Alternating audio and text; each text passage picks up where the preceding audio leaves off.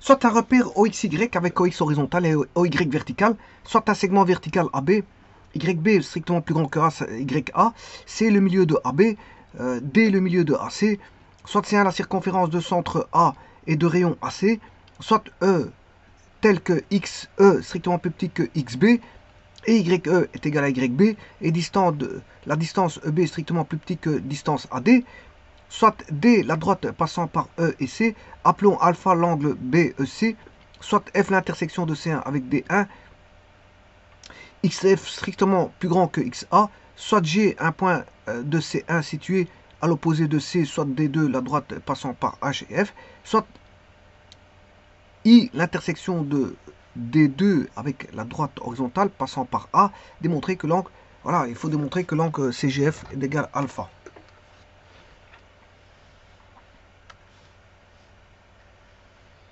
Ça reste de la géométrie plane, hein. C'est pas parce que bon, il parle d'axe que on a automatiquement géométrie analytique. Hein. C'est pas parce qu'il parle d'axe qu'on est. Bon, tout d'abord, on sait bien qu'on est dans le plan. On est dans un plan euclidien. Voilà, tout est coplanaire. C'est tous des objets qui se trouvent dans un plan pi ou alpha, peu importe comment vous l'appelez. Vous travaillez soit avec le plan de la table, soit avec le plan du mur, soit avec le plan. Bon, qu'il soit incliné ou pas le plan, du moment que vous entamez un travail dans un plan quelconque, tous les objets se trouvent là-dessus. Et tous les objets qui sont là-dessus sont décrits dans. Alors moi, je prends le plan de GeoGebra. Je prends le repère de GeoGebra pour y placer voilà, les objets. Alors on a tous des objets, il y a des situations, c'est toutes des mises en situation, c'est des mises en situation de situation. Donc on va placer toutes les affaires au bon endroit, c'est-à-dire on aura, bon on a apparemment en premier un repère OXY, je prendrai le repère de GeoGebra, avec OX qui est horizontal et OY vertical, c'est-à-dire qu'on a un repère orthonormé, soit un segment vertical AB, lui il est purement vertical ce segment, donc on a affaire à un segment, C est le milieu de AB, donc C est le milieu du segment, D est le milieu de AC, alors pour ça il faut avoir le point C, c'est le milieu de AB, D le milieu de AC, non, une fois qu'on a le milieu de AB qui est C, après avec ce milieu, avec ce nouveau point C qui est le milieu de AB, on construit le milieu de AC qui redonne un nouveau milieu qui est D. Voilà, c'est un milieu d'un milieu si vous voulez. Soit C1 la circonférence de centre A et des rayons AC. Donc là on a une circonférence. Donc vous voyez qu'on a un repère orthonormé, un segment vertical. Alors comme j'ai dit, c'est toutes des situations, des mises en des situations. Donc la démonstration, c'est une démonstration synthétique. Hein. C'est de la géométrie plane et c'est de la démonstration synthétique et non pas analytique. C'est-à-dire que je ne veux pas faire du calcul. Voilà, je ne vais pas mettre des équations. Il n'y a rien de tout ça. C'est simple. Ils vous ont mis des axes. C'est simplement pour placer voilà les objets. Qu'est-ce qu'on a comme objet? Un segment vertical, un milieu C, un milieu D. Voilà, C est en milieu de AB et D est milieu de AC. Ensuite, on a une circonférence de centre A, donc voilà, en présence d'une circonférence, de rayon AC. Le AC, il a été construit auparavant. Voilà, vous voyez que c'est chaîné. Hein. La circonférence ne saurait pas être construite si vous n'avez pas construit ce qui est précédemment construit. Donc, tout est une chaîne. Il faut savoir construire à la chaîne chaque instruction qui est demandée. Soit E tel que XE strictement plus petit que XB.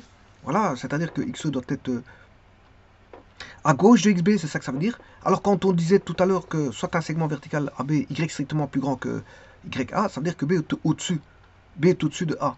Voilà. Par contre, XB plus petit que XE plus petit que XB, E est à gauche de B. Il est à gauche. Voilà. Et au même niveau, YE égale YB.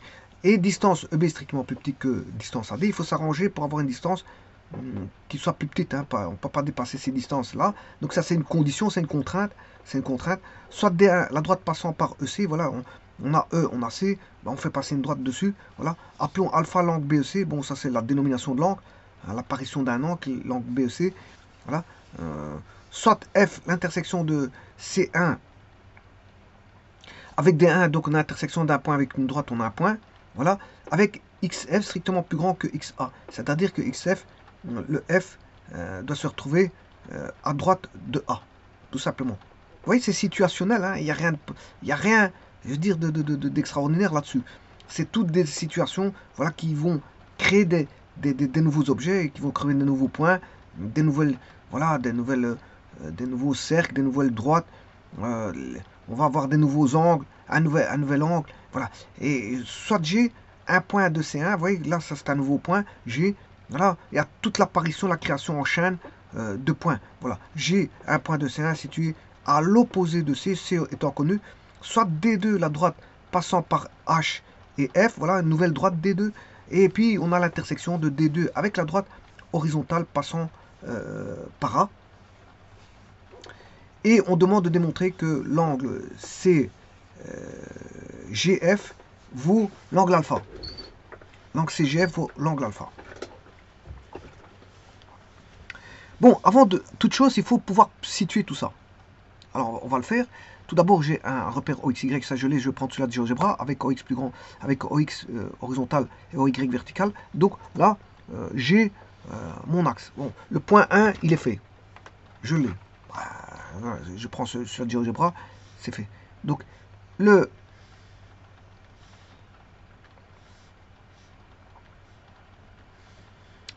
ce point-là, il est fait. Il est déjà contextualisé. Deuxièmement, donc vous voyez que c'est un mécanisme en chaîne. On va tout faire à la chaîne. Soit un segment vertical AB avec YB plus grand que YA. Voilà. Donc ça veut dire que c'est un segment vertical. Donc je vais mettre YB plus grand que YK. Voilà, je vais positionner un point B et un point A avec B au-dessus. Voilà. Je vais là. Bon, je vais mettre par exemple en 8, 8,2. Voilà. Ou 2,8, 2,8. Je peux plutôt mettre en 2, 8. Alors ça, je vais l'appeler, faut faire attention, parce qu'il faut bien partir, soit un segment vertical AB, voilà. B est strictement plus grand que A. Donc ça veut dire que B est au-dessus de A. Donc on va le placer en... Celui-ci, je vais l'appeler 2,8, je vais l'appeler C. B, je m'excuse, je vais l'appeler B.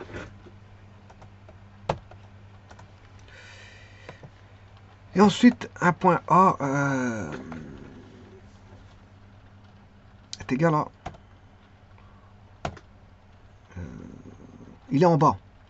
Donc je peux mettre en 2,2.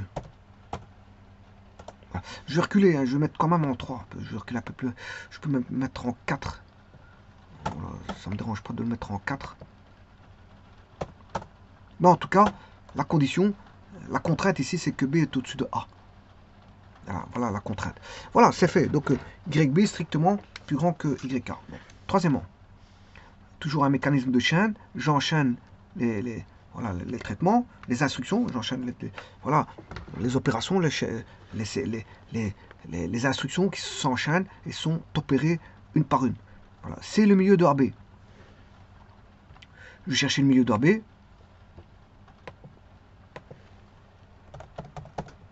Milieu centre. Ouais, pour ça, il faut milieu centre, point, A, virgule, B. Alors, ce milieu centre, il va l'appeler comment? C, milieu de AB, D, le milieu de AC. Attention qu'il y a deux milieux à mettre. Une fois qu'on a C, il faut refaire le milieu de AC. Donc, je refais le milieu de AC. Milieu centre de AC.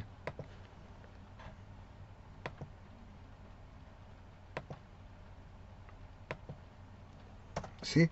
Et là, je crée le point D. Voilà, donc vous voyez que on a CD. Voilà. Alors, je rappelle que AB est un segment. Segment, on va dire A, virgule B. Ça veut dire que sur ce segment-là, on vient y placer voilà, deux points A. Par contre, je ne sais pas pourquoi il m'a appelé ça F. Oui, c'est bon, j'ai rien dit. Bon, si on veut, on n'est pas obligé de propriété. Bon, c'est pas grave, ça me dérange pas le F parce que je peux l'enlever, voilà, ne pas l'afficher. Mais je vais quand même garder la dénomination du segment AB qui est F. Alors ce segment, je peux le mettre en rouge. Je mets une couleur. Là, on va le mettre en rouge. Et donc, on y place 2 points dessus, qui est CD. Voilà, ça c'est fait. L'instruction numéro 3, elle est réalisée. Maintenant, l'instruction numéro 4. Soit, voilà, là on incorpore un cercle. Soit C1 la circonférence de centre A et de rayon AC. Voilà. Donc les centres A, rayon AC. Il suffit de dessiner un cercle. Cercle, centre, centre A, rayon AC, le voici. Donc, instruction réalisée, c'est-à-dire que j'ai mis l'objet. Il fallait passer juste un objet. En fait, c'est le placement d'objets, soit des cercles, des points, ou voilà, à des situations bien définies, parfois avec des contraintes. L'un plus haut que l'autre, l'un à droite de l'autre, c'est une contrainte. Il faut absolument avoir une condition, enfin, je dirais plutôt des conditions. 1, 2, 3, 4, le cercle est placé. Alors, le point là, soit E tel que XE, strictement plus petit que XB. Le B, c'est XB, c'est l'abscisse de point B. XE doit être plus petit que XE, strictement plus petit que XB, et YE égale YB. Donc ils sont, E, il a la même hauteur que B. Et distance de B, la distance de B plus strictement plus petite que la distance AD. Donc la distance AD, je l'ai. Ben, ça veut dire qu'il faut être plus petit que la distance AD. Il faut être plus petit que la distance AB. Alors, il est au même niveau que B, hein, le Y. Donc il est au même niveau que... Donc c'est-à-dire qu'ici, je vais construire droite.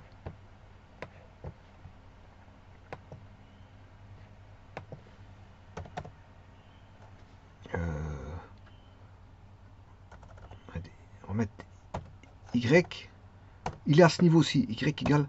Le E, il est à ce niveau du YB. Voilà. Par contre, voilà, s'il est à ce niveau-là, le E, mais ils vous disent, soit E tel que XE strictement plus petit que XB, donc le E est à gauche de B, mais pas n'importe où. Parce que la distance B est strictement que plus petit que distance AD. Donc il faut que j'aille chercher la distance AD. La distance AD, voilà, c'est le cercle là-bas. Il faut que je dessine un cercle. Petit instant, chercher un cercle.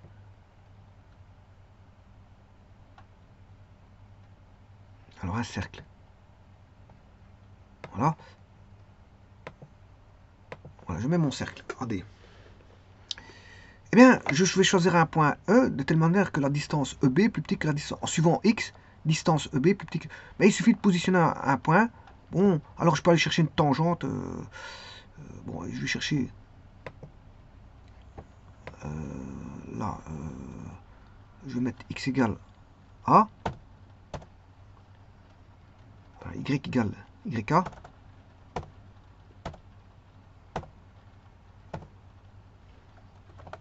Voilà. Et je vais mettre une tangente.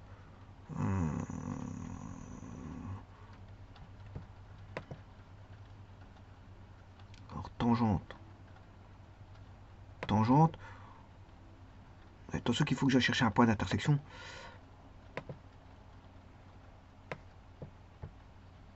Intersection de ce point-là à ce point-là. Ça, c'est pour dire... Ouais, bon, je sais pas E et F. Hein.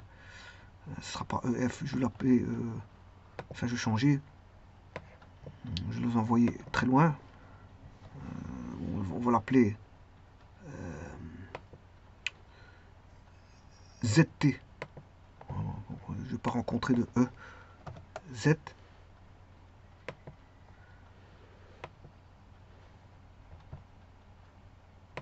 T. C'est des constructions. Là, je vais chercher une tangente. verticale. Alors la tangente, petit instant, parce que je tangente à ce cercle, là, au point là, voilà. Alors, vous voyez que il doit être strictement plus petit que voilà l'intersection de la droite y égale yb et de cette tangente là. Donc je dois placer un point entre les deux, c'est ça que ça veut dire, et pas au-delà. Alors plaçons ce point. Alors je vous rappelle qu'il est à gauche. Voilà, je vais le mettre ici, et c'est exactement le point E. Voilà.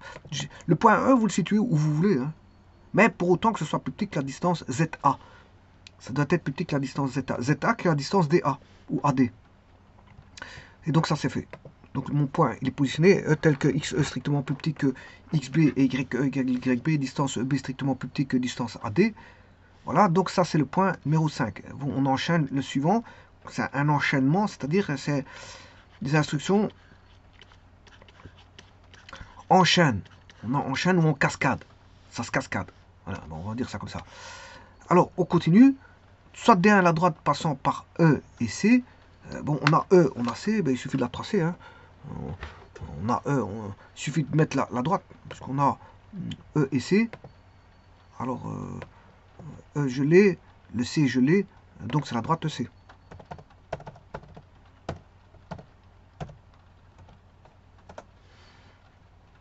Alors, je vais essayer de changer le nom en D1. Voilà. Ça, c'est la droite D1. Je vais mettre en couleur.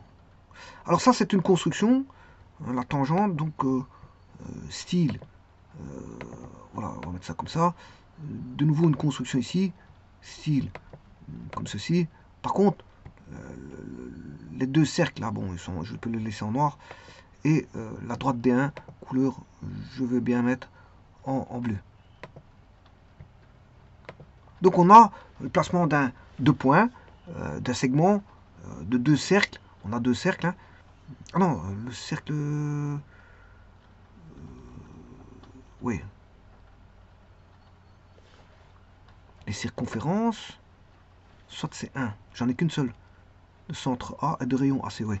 Donc, c'est 1. Centre A de rayon AC. J'en ai qu'une seule pour l'instant de circonférence. C'est celle-ci. Donc, qui est là, que je vais appeler ça bon, C1. Voilà, appeler C1. Voilà, c'est C1. Alors, ce fameux cercle, C1, bien sûr, je vais le mettre en vert. Ou je sais plus en quelle couleur, voilà, en brun. Avec, on va le mettre comme si c'est le cercle. Par contre, le deuxième cercle. Le deuxième cercle, c'est une construction. Donc là, je vais mettre en style Poitiers. C'est juste pour avoir l'interdistance qui ne peut pas être dépassée au travers du point E. Voilà, EB.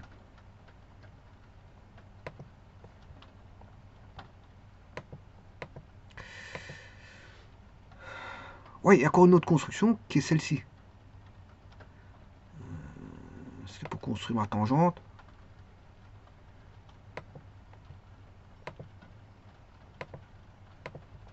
Voilà, tout ça, c'est des constructions. Poitiers, c'est construction. Voilà, donc on a un segment, une droite D1, une circonférence C1, et un segment AB et pour lequel on a des points, et notamment la droite. On a l'intersection du segment avec le cercle qui donne le point C. Et bon, le cercle voilà, passe par un point E qui est défini à gauche de B, en même hauteur que B, mais à gauche de B, mais à une distance qui ne doit pas dépasser la distance que je vous ai dit tout à l'heure, DA, AD ou DA ou ZA. Alors, on continue. Donc, j'ai ma droite. Alors, on a un angle. Ça, c'est le 6. La création d'un angle. 6. Là. Appelons alpha l'angle BEC. C'est 7. Là, GBEC, il suffit de prendre l'angle. Alors, BEC. Voilà. Angle.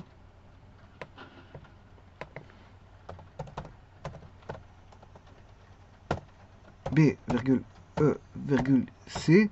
Voilà, c'est pas celui-là. C'est CEB. C, E, B. Voilà, c'est cet angle-là. Bon, bien sûr que je vais mettre à une décimale. Je n'ai pas besoin d'autant de décimales. Voilà. On va mettre une décimale, j'ai pas besoin de plus. Alors, on peut bien voir l'angle. L'angle CEB, il est là. 71,6. Voilà. Donc, c'est 71,6. Ensuite, ça c'est fait. L'angle alpha. F, l'intersection de C1 avec D1.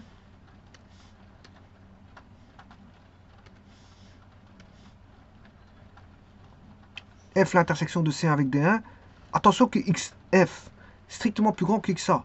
Ça veut dire que F est à droite de A. F est à droite de A. F doit être absolument à droite de A. Voilà. F l'intersection de C1 avec D1. Donc il faut que j'aille chercher l'intersection de telle manière à ce que bon il soit plus grand que A. Voilà. C1D1, l'intersection de C1D1, d'une droite et d'un cercle. Donc je vais chercher l'intersection C1D1. Il suffit de chercher l'intersection. C'est parce que ça va donner 2 points, il faut prendre celui-là de droite. C'est ça que ça veut dire. Alors, intersection de cette droite avec celui-ci. Vous voyez, il va donner celui-là, je vais l'appeler autrement.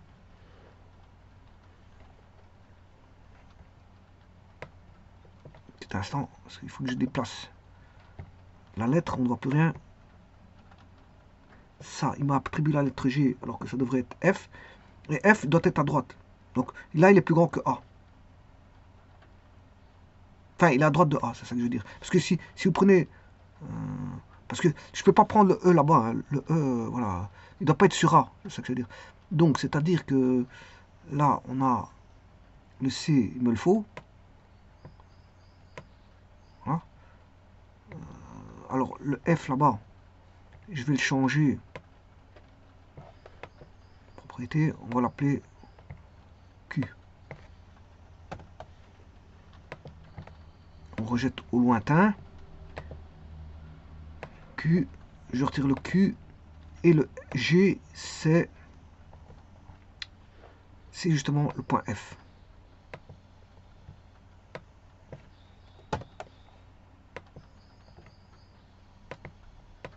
Voilà.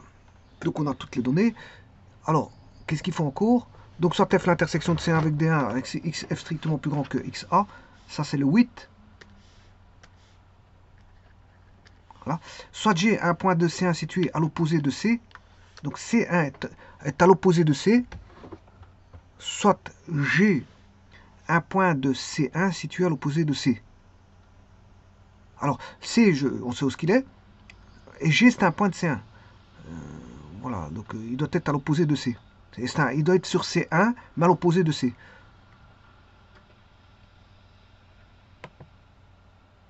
Donc le G doit être sur le cercle C1, mais à l'opposé de C.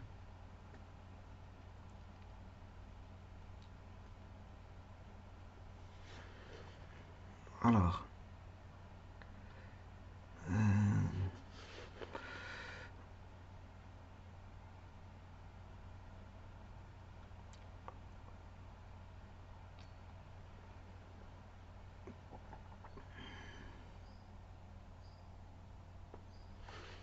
donc on prend un point où on veut en fait, G, mais à l'opposé. Soit G, un point de C1 situé à l'opposé de C.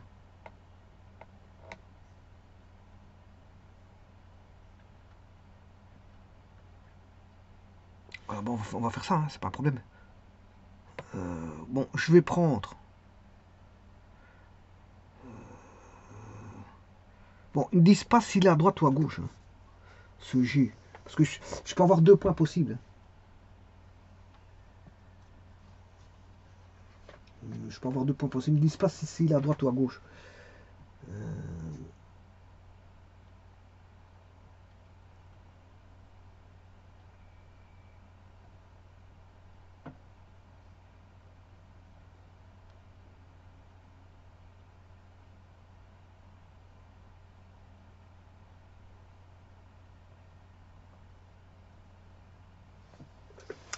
En fait, dans l'énoncé, ils vous disent...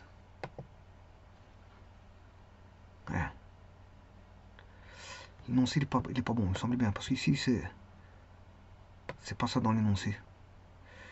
Il y a ça, mais il vous donne quand même une condition sur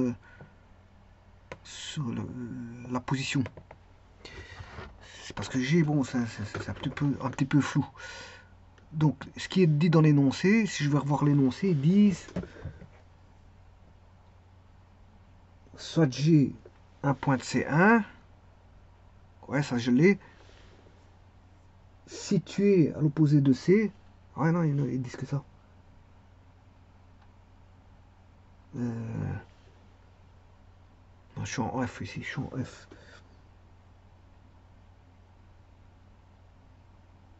Ouais, c'est bien ce qu'il disait. Il disait soit F l'intersection de C1 avec des 1,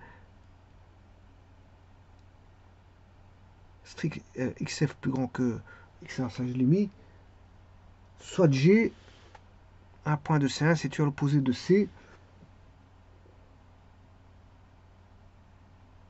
Oh, ici, là, ça veut dire que, bon, ça va, j'ai regardé, l'énoncé il est bon, mais soit D2, la droite passant par H et F, soit I l'intersection de D2 avec la droite horizontale. Bon, ici, ça veut dire que vous pouvez prendre le point G où vous voulez. Non, vous pouvez prendre le point G, euh, enfin, parce que soit à droite ou à gauche, il n'y a pas de restriction ici. Parce que, bon, j'ai regardé l'énoncé, voilà, il n'y a pas de. C'est pas stipulé.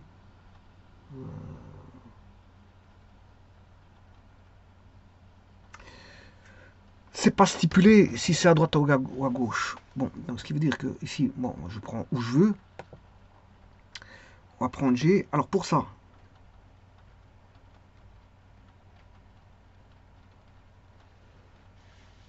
alors, je vais relire ce qu'ils disent.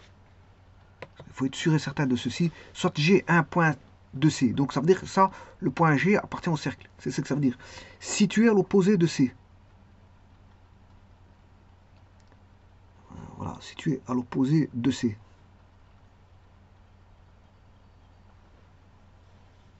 Bon, ça, c'est pas très.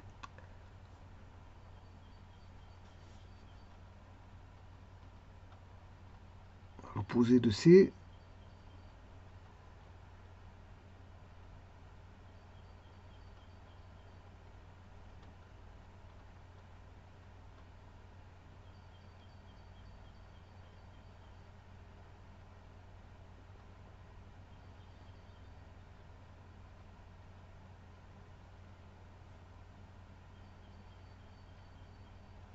Là, il y a quelque chose qui va pas hein, bon, dans l'énoncé. Euh, L'opposé de C.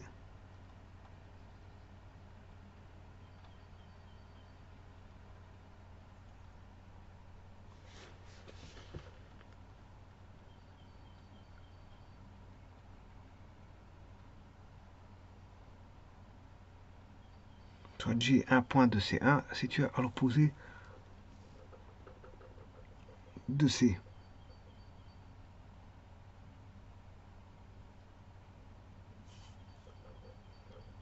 Là se pose un problème. Hein. C'est voilà parce que c'est un peu flou.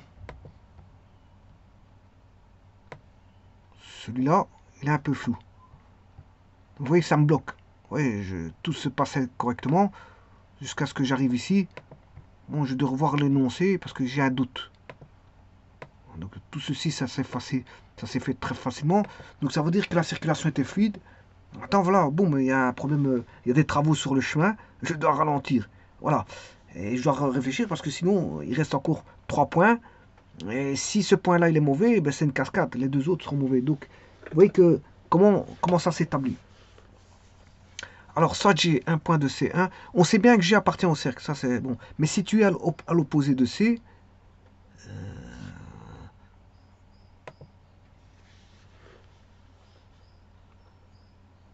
il y a deux endroits. Hein. Je peux le mettre à droite ou à gauche.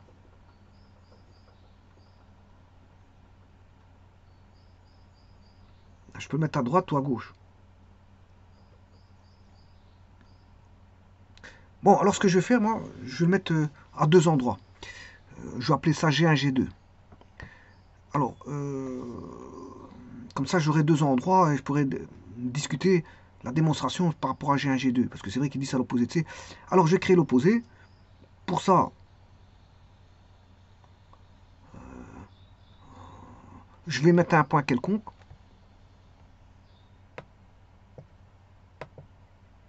À droite et à gauche. Donc, on va prendre un point ici. Voilà. Et celui-là, je vais l'appeler G1. Qui est G, en fait. Mais, bon, comme je ne sais pas si c'est à droite ou à gauche, il est bien à l'opposé de C par rapport à la corde GC. Donc, segment.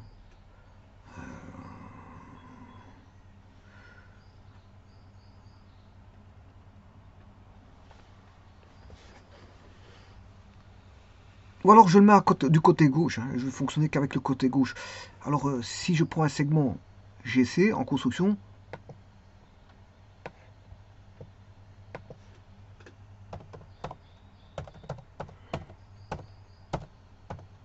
voilà, il est bien sûr, si je vais chercher le milieu de centre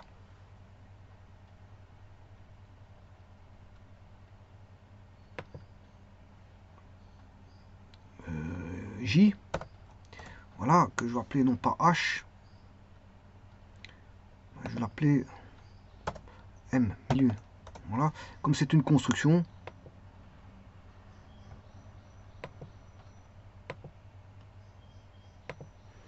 on va mettre comme ceci, voilà. Voilà, c'est une construction. Alors, ce qui veut dire que, bon, G est bien à l'opposé de C par rapport au point M. Hein. J'aurais pu faire ça la même chose de l'autre côté, droite ou gauche. Mais en fait, ils disent pas, il n'y a pas de contrainte là-dessus. Je prends droite ou gauche. Je prends droite ou gauche. Voilà, ça veut dire que soit j'ai un point. Ça veut dire que, bon, l'énoncé est bon. Je l'ai regardé, je viens de le voir maintenant. L'énoncé est bon. Ça veut dire que vous prenez, vous êtes libre. Soit vous prenez à droite, sur la demi-circonférence à gauche ou la demi-circonférence de droite par rapport à AC. Soit vous prenez à droite de AC, ou soit à droite ou à gauche. Voilà. Ce qui veut dire qu'il vous faut absolument un point, bon, différent de C, c'est ce que ça veut dire.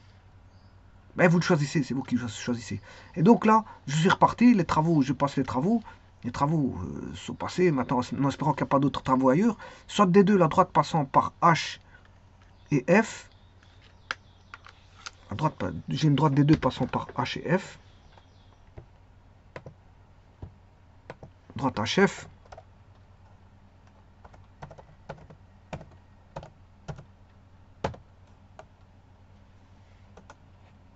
ou alors j'ai pas de H, ou le H, je n'ai pas de H.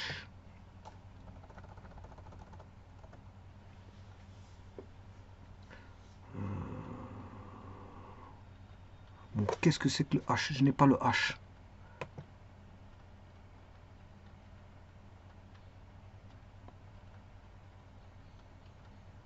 Tiens, je n'ai pas de H.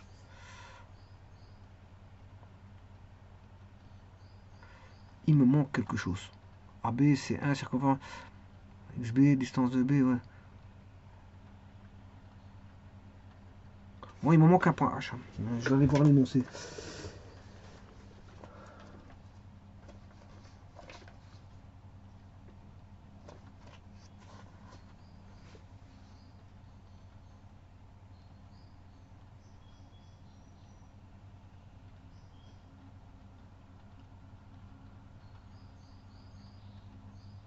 Ah ouais, c'est...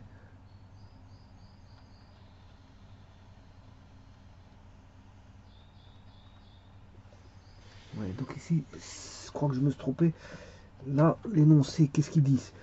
Soit j'ai un point de C situé à l'opposé de C,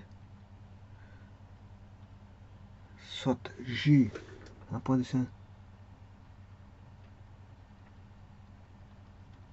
Ouais, voilà, c'est moi qui me suis trompé dans l'énoncé, c'est bien ce que je disais.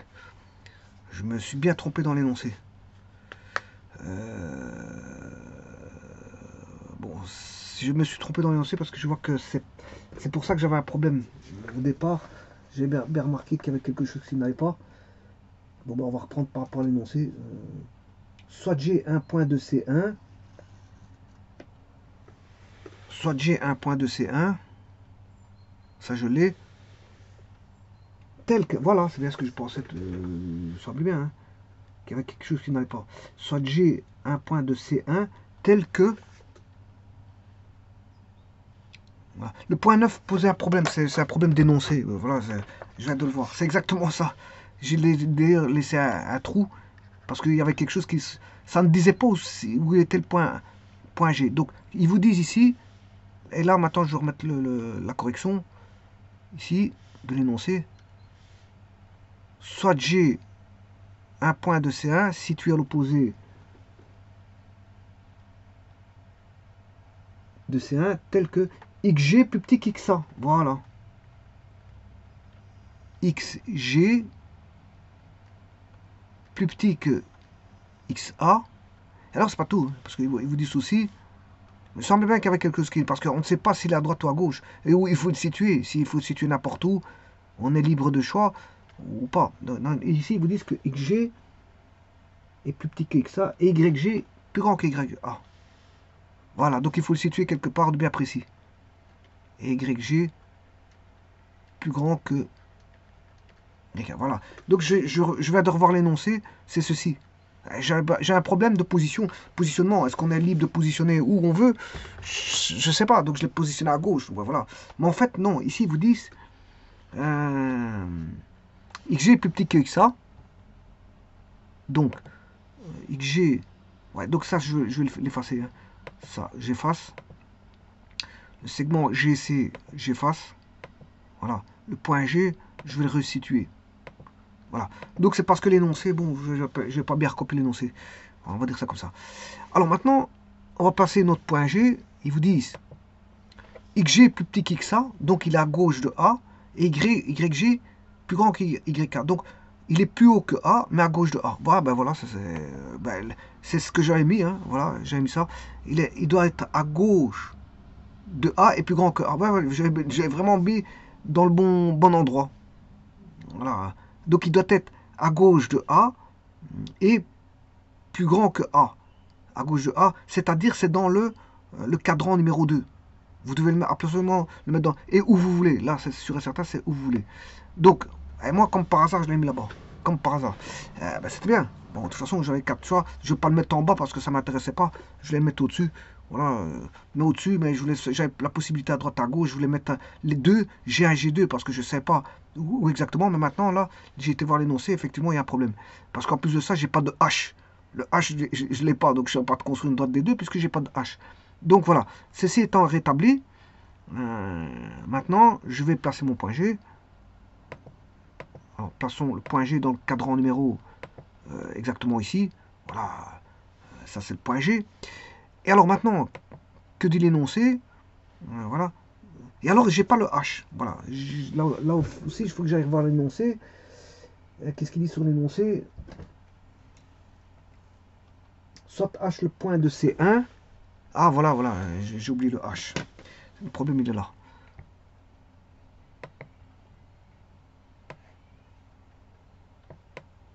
On va redescendre ça d'un cran.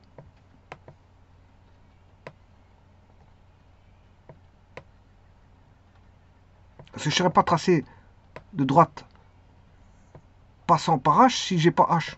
Voilà. Donc ceci, je vais redescendre. Donc, petit instant, je vais juste recadrer certaines choses. Ceci, je vais le redescendre. Voilà. Celui-ci, je vais le ramener ici. Je vais m'intéresser à H. Donc le point 9, il était fait. Hein. C'est terminé. Le G, il était placé. Il suffit de placer le point G. Alors, le point 9, qu'est-ce qu'ils disent? Alors, je vais mettre en rouge parce que c'est vrai que je devrais rajouter dans mon énoncé. Alors, qu'est-ce qu'ils disent?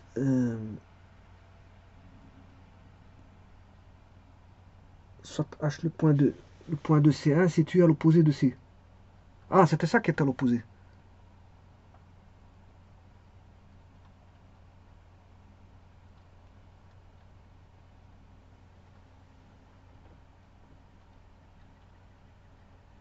Ah, voilà, c'est ça en fait. C'est quand j'ai fait un encodage, j'ai mal encodé. On va dire ça comme ça. C'était soit G.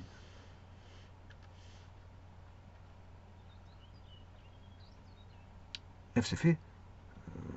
Bien sûr, ici, soit j'ai un point de CL, c'est 1. Et là, c'est tel que. Il n'y a pas de situ à l'opposé. Voilà, c'était ça. Tel que. Bon, mais ça, je l'ai fait. Hein. J'ai regardé par rapport à l'énoncé.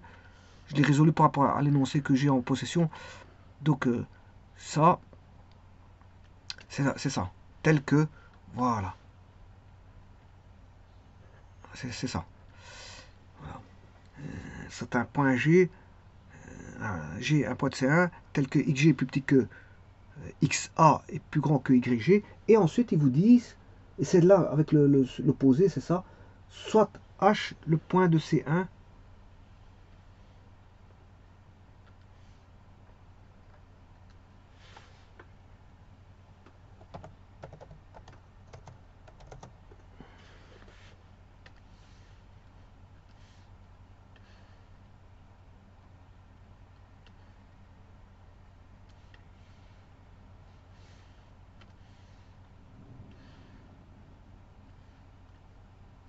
Bon, ici, c'est l'instant. Je complète l'énoncé. Alors, ils vous disent soit H. Alors, qu'est-ce qu'ils disent? Le point de C1. Donc, il est sur la circonférence. Hein, voilà. C1 sur la circonférence. Alors,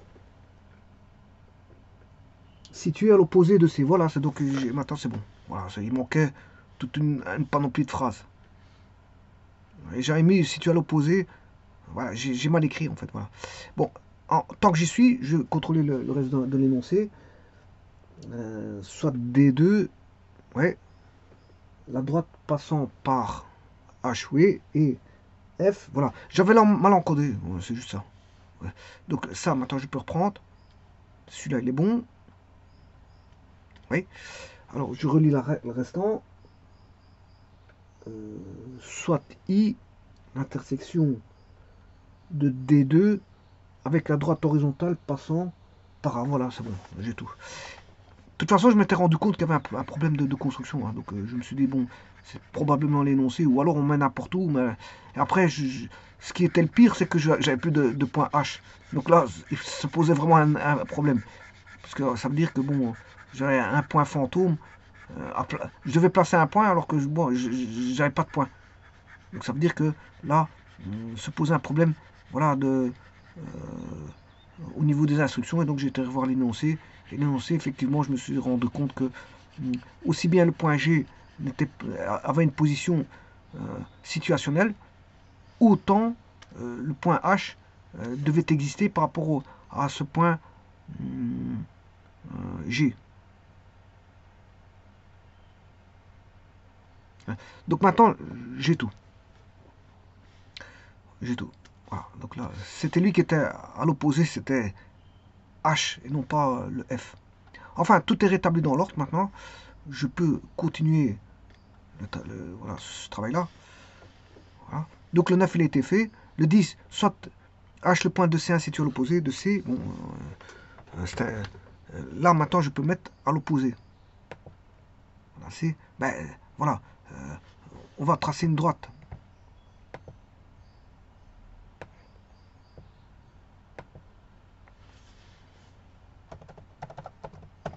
C, A. Voilà. Aller chercher l'intersection.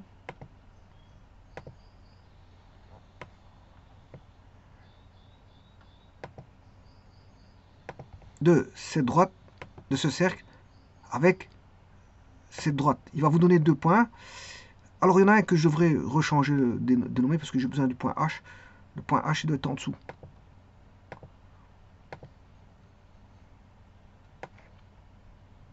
Alors, on va appeler ce point-là, ça c'est C. On va appeler ça, ce point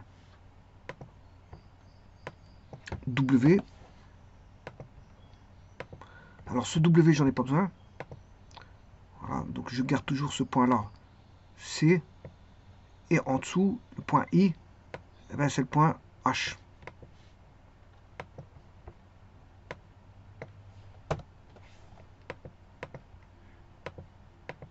Voilà, ça c'est bon.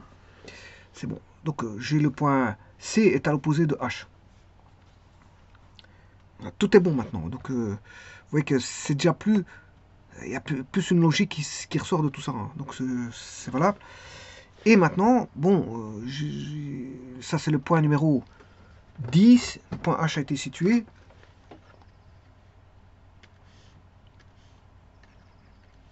Soit des deux la droite passant par H et F. Bon, je relis la droite HF.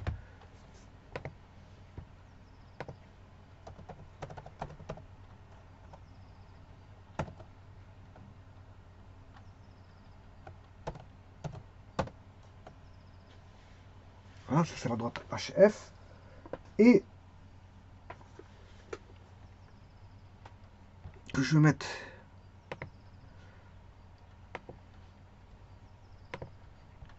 en couleur. Je sais pas. En vert. En vert comme ceci. Oui. Alors, remarquez quelque chose.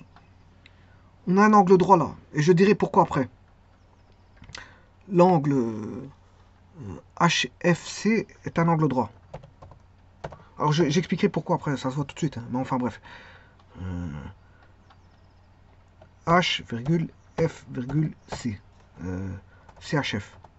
C, H, F. HFC. H, F, C. Non. CFH. C, F, H. Voilà. Angle droit. C'est bien ce que j'avais dit. Voilà, c'est un angle droit.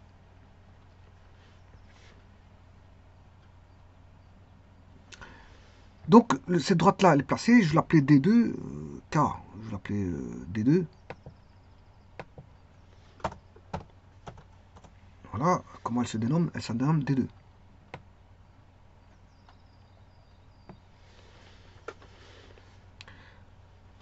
Et, bon, on arrive à la fin. 9, 10. Soit D2, la droite passant par HF. Le 11, c'est le 11. Soit I, l'intersection de D2 avec la droite horizontale passant par A. Alors, on a une droite horizontale, effectivement, celle de... soit I, l'intersection de... l'intersection de D2 avec la droite horizontale passant par A. Bon, ça veut dire que je dois construire une droite horizontale qui passe par A. J'en ai pas. J'en ai pas. Une droite horizontale passant par A. Ah si, moi je l'ai déjà construite. Hein. Je l'avais fait tout à l'heure. Bon, c'était en termes de construction. Mais ça veut dire qu'elle devient une droite pure et simple, qui n'est pas une construction. Parce que maintenant, je la reconstruis. C'est H, en fait. Et elle passe par A. Alors, je vais l'appeler comment? Je vais la laisser H parce qu'il ne me donne pas de nom ici. Voilà. Avec la droite horizontale passant par H. H pour horizontal, ça me sied. Donc, je garde la H comme nom. Et l'intersection de cette droite H avec D2 donne I. Donc je vais chercher l'intersection de cette droite avec celle-ci. Et effectivement, il m'a bien donné I comme stipulé dans l'énoncé, tant mieux. Voilà, I. Et maintenant, il faut démontrer, voilà, on a tout le système qui est présent ici. Bon. Voilà, ça c'est bon. Et qu'est-ce qu'il faut démontrer?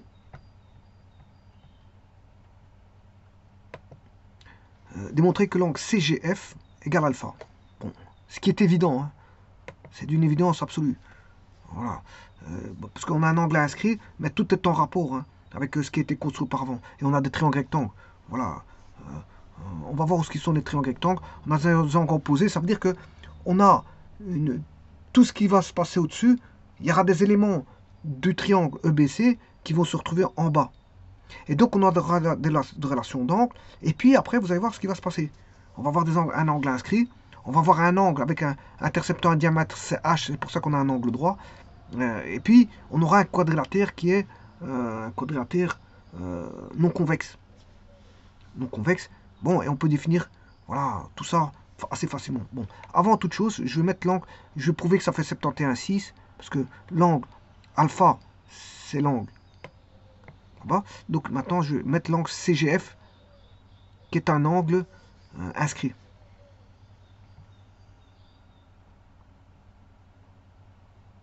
Alors, moi, je vais mettre les segments. Je vais mettre les segments CG, C, virgule, G et le segment GF.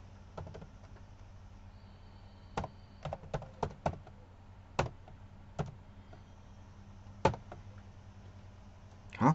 Et l'angle CGF,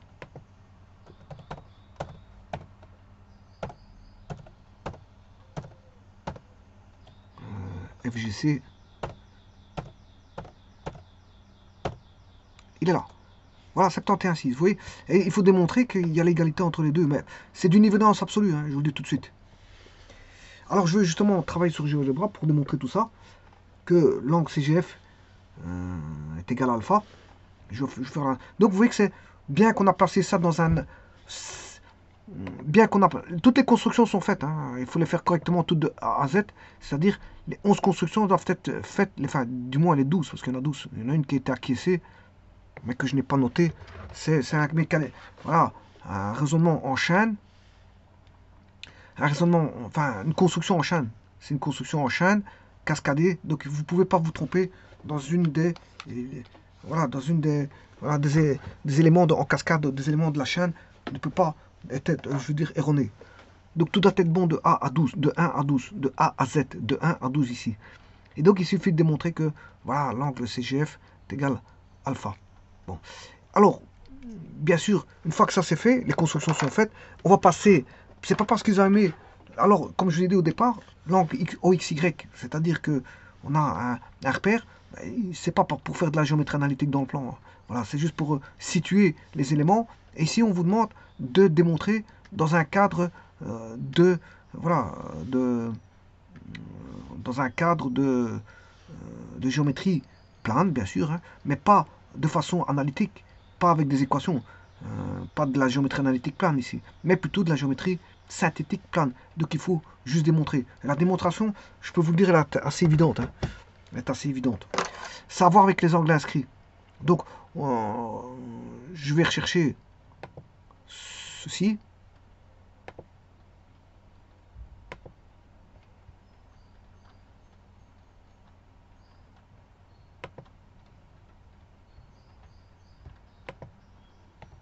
Comme ça.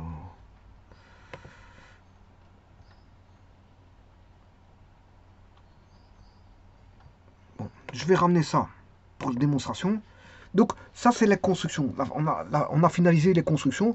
Il y a 12 étapes à suivre. Il faut les faire séquencer tous, voilà, correctement. Bon, une fois que tout est fait correctement, maintenant vient le point de vue de la démonstration, qui est évidente, hein, je vous le dis tout de suite. Bon, alors, pour ça, je vais faire une copie.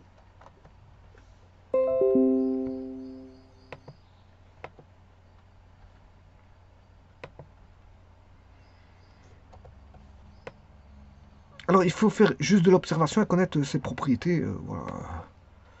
Alors, attention que je dois voir le point I, donc je vais faire une coupure, mais il faut voir le point I. Hein. Voilà, comme ceci. Alors, ceci étant dit, qu'est-ce qu'on peut dire? Mais tout d'abord, ici, là, on a un triangle rectangle. Pourquoi? Parce que EB est horizontal. Voilà. Et que BC est vertical. Donc, on a déjà, voilà, le positionnement de EB et BC qui font qu'on a un angle droit là-bas. Donc, ça veut dire que le triangle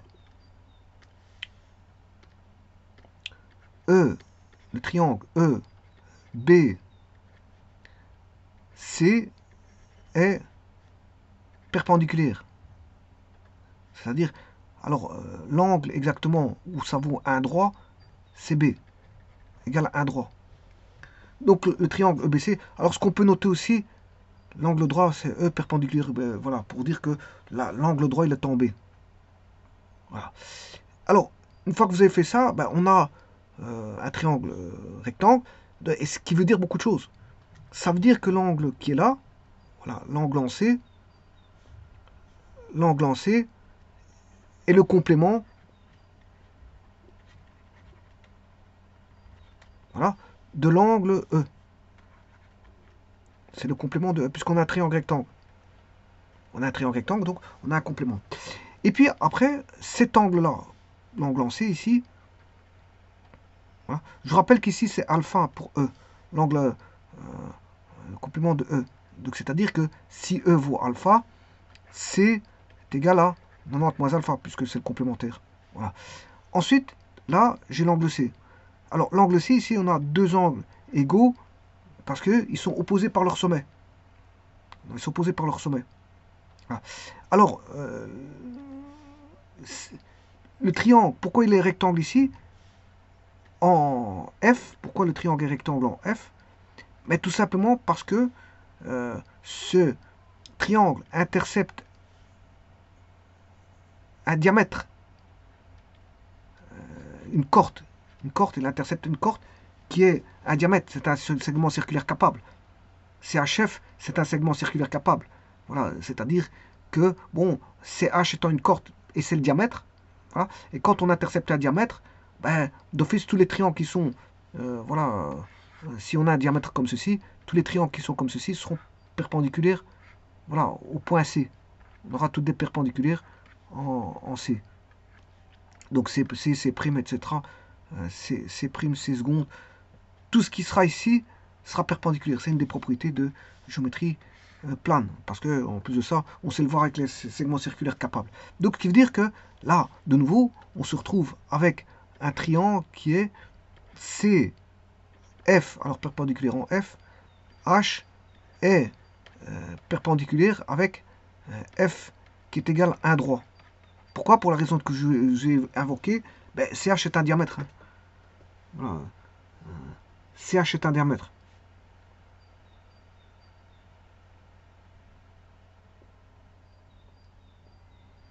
Ou si vous voulez, on peut dire que voilà, CH est inscrit dans un demi-cercle. On peut dire ça comme ça. Donc CH est inscrit dans un demi-cercle. Plutôt le triangle, hein, le triangle CHF. CHF est inscrit dans un demi-cercle. Donc on peut dire que le triangle CHF est perpendiculaire en F. Voilà, où CH est une corde qui est le diamètre. Donc ce qui veut dire que maintenant, on va se retrouver avec des angles. Je vous rappelle qu'ici, on a un angle qui vaut 90 moins alpha. Donc, on va dire que l'angle H,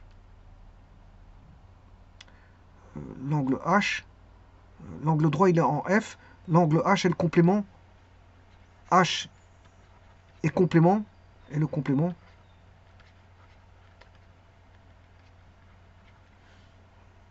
de non pas C1 mais C2. C1 et C2 sont les mêmes. Hein. C1 et C2, voilà, c'est des angles opposés par leur sommet. Voilà. On peut dire que C1 égale C2 car opposés par leur sommet. Le sommet c'est C. H est le complément de... Attention qu'ici il faut que je change. C'est C1. C'est C1. C1. H est le complément. Voilà. Et alors comme on a C1 égale C2 en amplitude, ben, H est le complément de C2. Et comme C1 égale C2, H est le complément aussi de C1. Le complément de C1.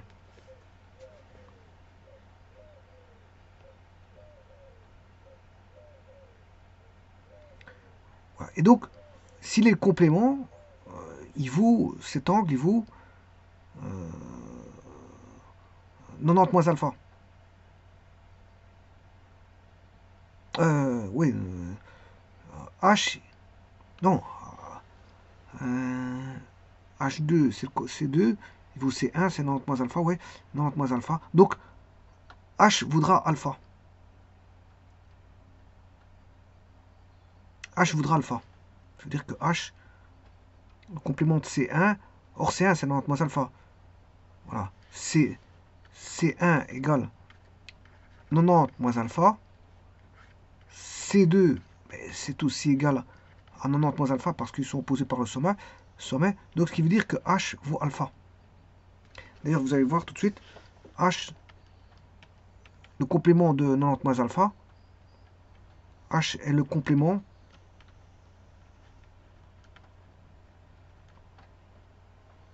de 90 moins alpha. H est le complément de... Un petit problème, H. H est le complément de C2. Ouais. Mais C2, c'est bien 90 moins alpha. Donc, ce qui veut dire que le complément de 90 moins alpha, ben c'est alpha. Donc, ça veut dire que l'angle H vaudra alpha. L'angle H vaudra alpha. Regardez bien. L'angle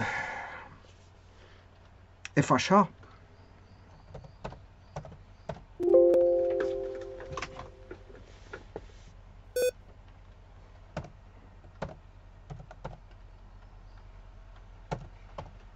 voilà, c'est bien ce que je disais.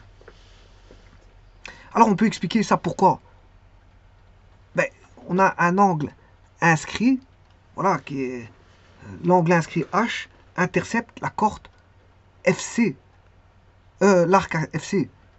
H intercepte l'arc FC. D'ailleurs, je vais le voir tout de suite. Et c'est ça qui va faire qu'on va voir les égalités, ici.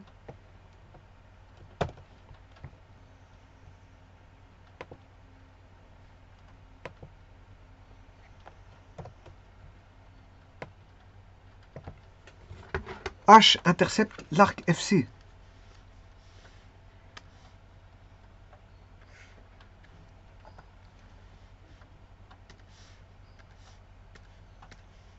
H, l'angle H intercepte l'arc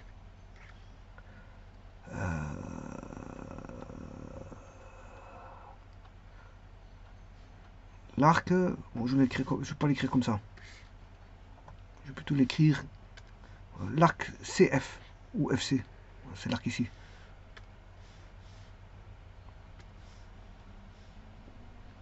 Donc l'angle H intercepte ceci.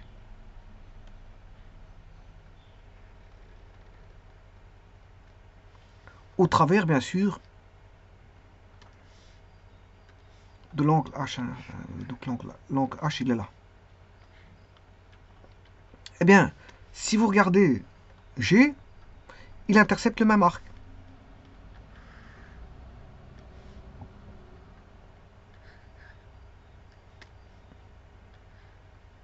Il intercepte le même arc. Donc, H intercepte l'arc FC ou CF, peu importe le sens, et G intercepte le même arc FC. Donc, qu'est-ce qu'on peut dire? Que H égale G, mais comme H, on le connaît, H, c'est le complément du complément de 90 moins alpha, donc ce qui fait alpha, un complément du complément, c'est, on va retomber sur alpha, H égale alpha, donc H égale G égale alpha.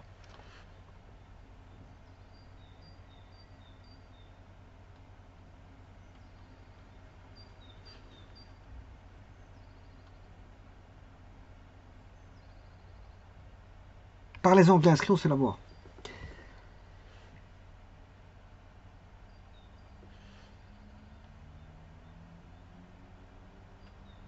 Bon, maintenant, on peut parler autrement. Hein. Il y a des autres démonstrations qu'on pourrait faire. Bon, je vais en prendre une deuxième. Supposons que je prenne ceci.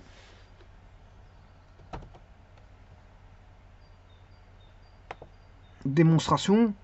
Deuxième démonstration, c'est de dire, bon, je pars du moment où on connaît F. Hein. H. H. On peut se dire que, voilà, la somme des angles dans un triangle, ça vaut 180. Et comme on a l'angle HCF qui vaut alpha, CHF. CHF qui vaut alpha.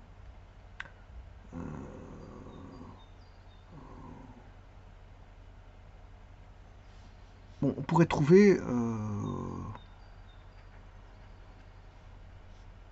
bon, j'ai un triangle là-bas. Ouais. L'angle.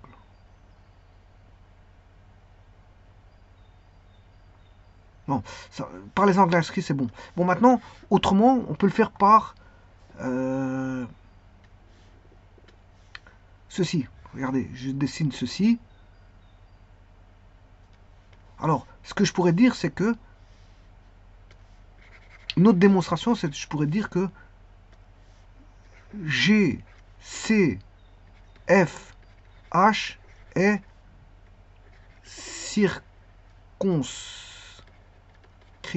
au cercle C1. Ça veut dire que G, C, F, H est un quadrilatère,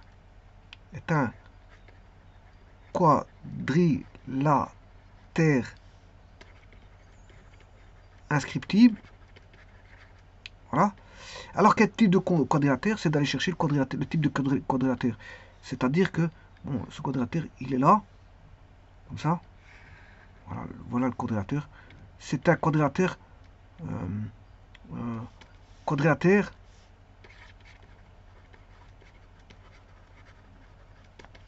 croisé. Sous-entendu, bon, comme il est croisé ici, c'est un non convexe. Non convexe. Et pour que voilà, un quadrilatère non convexe soit inscriptible dans un cercle, bien sûr dans un cercle, alors bien sûr, ça veut dire que G, C, F, H cocyclique, hein, dans un même cercle. Cocyclique. Quadrilatère croisé non convexe, eh bien, il faut que les angles opposés soient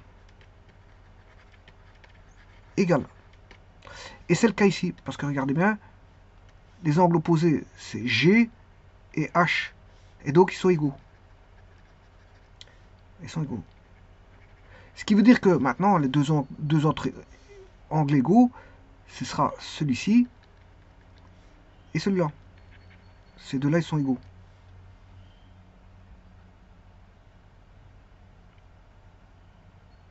Ils seront égaux.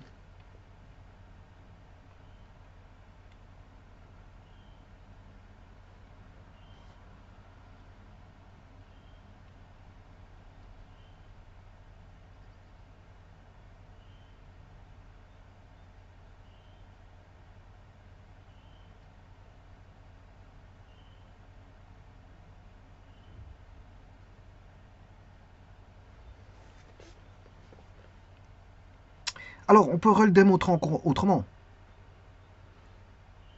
On pourrait le démontrer autrement. Alors, je prouvais qu'ils sont égaux. Hein. Je pourrais le démontrer autrement. Regardez bien.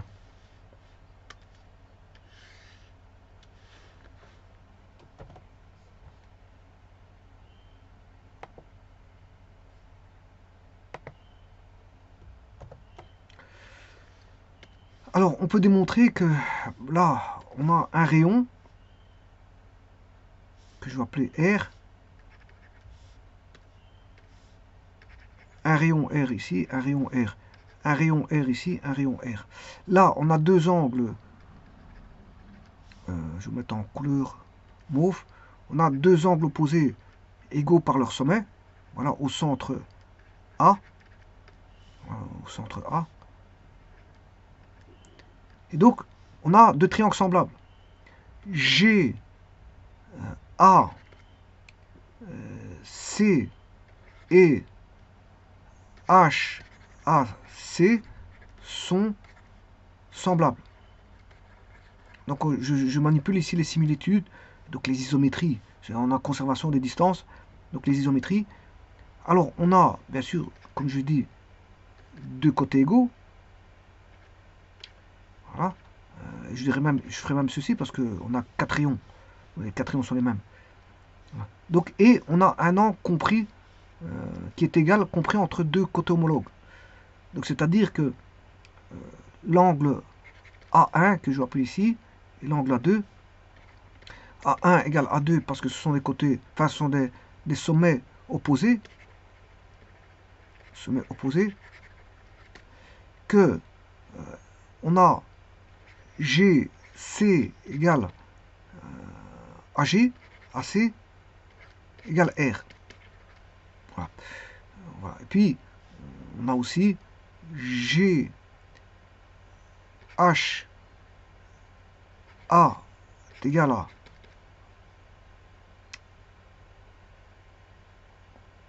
A F égale R, ce qui veut dire que, bon, on a le cas c'est deux côtés homologues et un angle identique entre deux côtés homologues.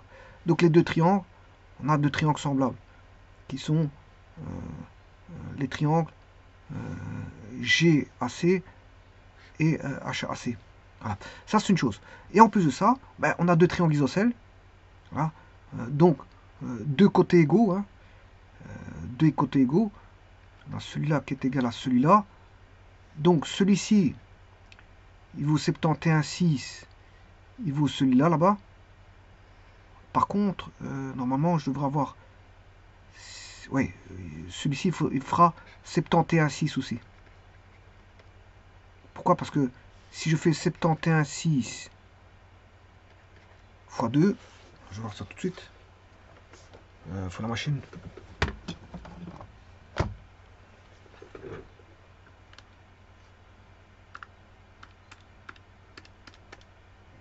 143,2 x 4. Bon, ça y a quelque chose qui ne va pas. Donc, 71,6.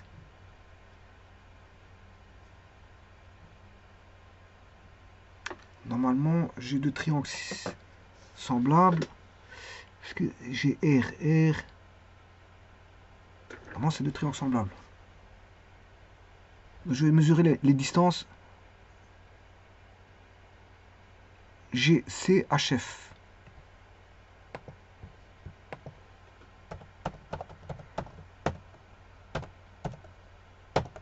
De 2.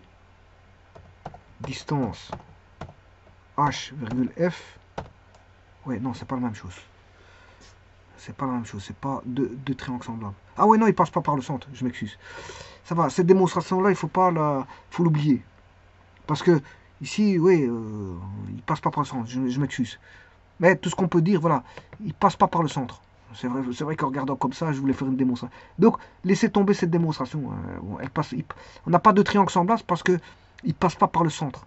Donc ça, c'est, je peux pas dire ça.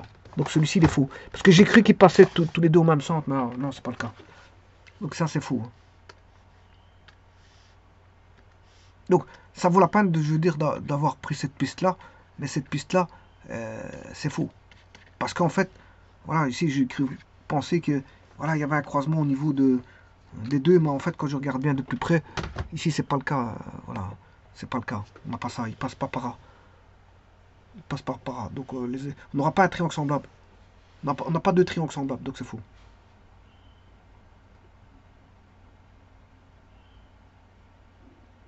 Donc ici, je me cantonne à deux démonstrations.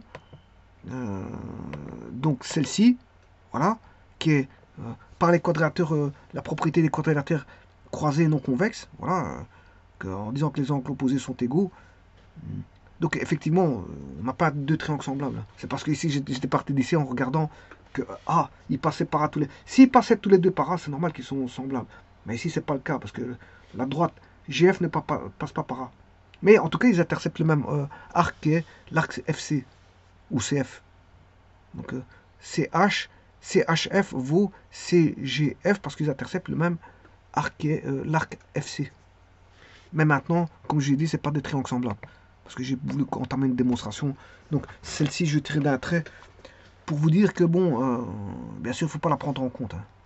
Je tire d'un trait parce que c'était une erreur de ma part en voyant ici le point A. Voilà, la droite GF ne passe pas par A. Si c'est passé par A, bon, on pouvait faire un cas d'isométrie, de similitude. Je vous remercie.